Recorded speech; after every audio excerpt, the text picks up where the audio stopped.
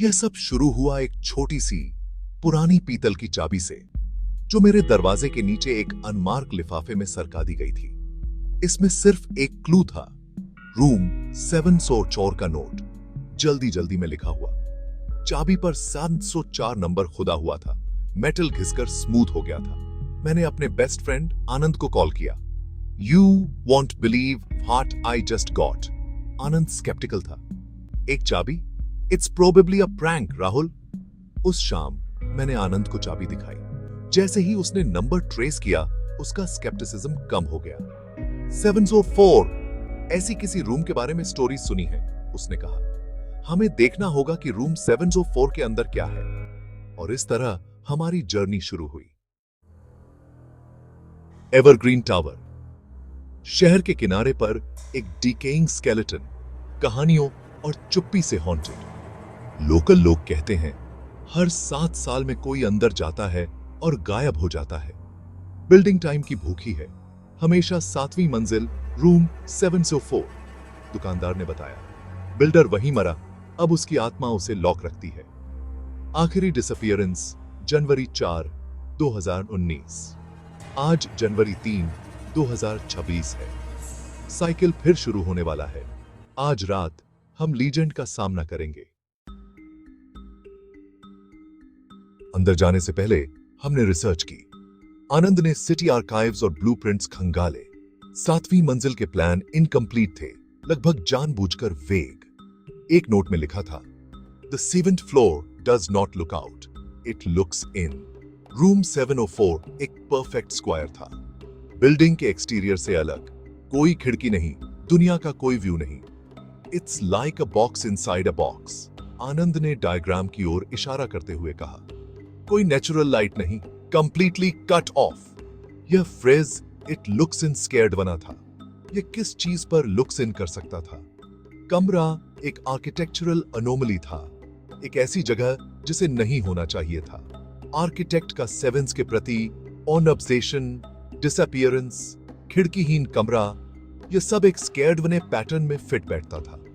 जैसे ही हमने अपना गियर पैक किया, फ्लैशलाइट्स, एक कैमरा, आनंद का फोन, हमारे टास्क का वेट महसूस हुआ। हम सिर्फ एक अबैंडन्ड बिल्डिंग एक्सप्लोर नहीं कर रहे थे, हम एक ऐसी जगह में कदम रख रहे थे जिसे डिसोरिएंट और आइसोलेट करने के लिए डिजाइन किया गया था। नोट पर वार्निंग गूंज रही थी, willing to get lost in time. सूरज ढल गया, जवाबों का या खो जाने का समय करीब था। हम निकल पड़े। रेडी थे या नहीं? चांदहीन रात में हम एक टूटी हुई बाड़ से फिसलकर एवरग्रीन टावर में घुस गए। हवा धूल और सड़न से भरी थी। हमारी फ्लैशलाइट्स ने टूटे हुए शीशे और भूले हुए फर्नीचर रिवील्ड। एलिवेटर का पैनल 6 से 8 पर स्किप्ड हो गया। 7वीं मंजिल का बटन नहीं था। हम सीढ़ियों से गए। हर फ्लोर पिछले जैसा ही था, खाली, शांत, ठंडा। 7वीं मंजिल पर पहुंचकर हम रुक गए। सामने का कॉरिडोर इम्पॉसिबली लंबा था, अंधेरे में फैला हुआ। एंट्रेंस पर एक पुरानी घड़ी लटकी थी। उसकी सुइयां पीछे की ओर चल रही थीं, समय को उलटा टिक कर रही थी। आनंद और मैंने एक नर्वस नजर चेंजी। समय ही यहां टूटा हुआ था। हम कॉरिडोर में आगे बढ़े। दरवाजे अजीब तरह से नंबर किए गए थे, 608, 602, फिर अचानक 801, 802। कोई 700 नहीं, सिवाय एक के। एकदम आखिर में पहला दरवाजा 704, फीके सोने के रंग में पेंट किया हुआ। मेरी पॉकेट में पीतल की चाबी पहले से ज्यादा भारी लग रही थी। यह वही था, एक ऐसे रास्ते के अंत में फाइनल डेस्टिनेशन जो नहीं होना चाहिए था।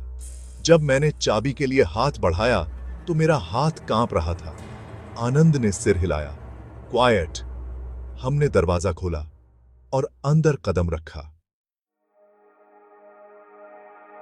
राहुल का हाथ कांप रहा था जब उसने चाबी ताले में डाली। दरवाजा खुला और वे अंदर गए। कमरा खाली नहीं था। दीवारें फर्श से छत तक शीशों से ढकी थीं, हर आकार और बनावट के। उनकी परछाइयां सैकड़ों कोणों से उन्हें घूर रही थीं। एक चकरा देने वाली, टुकड़ों में बांटी रियलिटी। कमरे के बीचों बीच फर्श पर थिंगों का एक करीने से रखा ढेर था। पुराने बटुए, हर एक पर सालों की वैर। हर बटुआ हर 7 साल में हुई एक गुमशुदगी से कनेक्टेड था। यह अस्थायी कब्रिस्तान था। राहुल ने एक तस्वीर देखी, अपनी ही, लेकिन भविष्य की। उसमें वह थका बूढ़ा दिख रहा था। यह कमरा जानता था कि अगला कौन आने वाला है। वह पहले ही इस संग्रह का हिस्सा बन चुका था। राहुल ने अपना बटुआ निकाला, लेकिन वह फिसल कर ढेर में जा गिरा। उसी पल कमरे में कंपन सी गूंज उठी। राहुल ने अनजाने में अनुष्ठान पूरा कर दिया था। कमरे ने उसकी भेंट स्वीकार कर ली थी। शीशों से गूंज तेज होती गई। आनंद ने फोन निकाला, रिकॉर्डिंग शुरू की, लेकिन फोन ने उल्टा भविष्य की रिकॉर्डिंग सुनाई। तुम्हें चक्र पूरा करना होगा। 7वां व्यक्ति चक्र पूरा करेगा। आनंद अवाक रह गया। उसने यह रिकॉर्डिंग कभी नहीं की थी। राहुल ने एक कोने में पुरानी डायरी देखी, उसकी अपनी लिखावट, लेकिन भविष्य की घटनाओं से भरी। आखिरी पन्ना, मैं छठा हूं, जल्द ही 7वां आएगा। चक्र को तोड़ना होगा। 7वां बाहर जाने से इनकार करे। बस यही तरीका है। राहुल समझ गया। वह 7वां था और डायरी उसी के लिए थी। यह कमरा एक समय का चक्र था।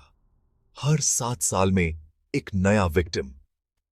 शीशों में इमेजियां चेंजने लगी, गूंज और तेज हो गई। सब कुछ एक भयानक साफगोई के साथ जुड़ गया। शीशों में राहुल के अतीत और भविष्य के फॉर्म्स दिखने लगे। बूढ़ा, बच्चा, डरा हुआ।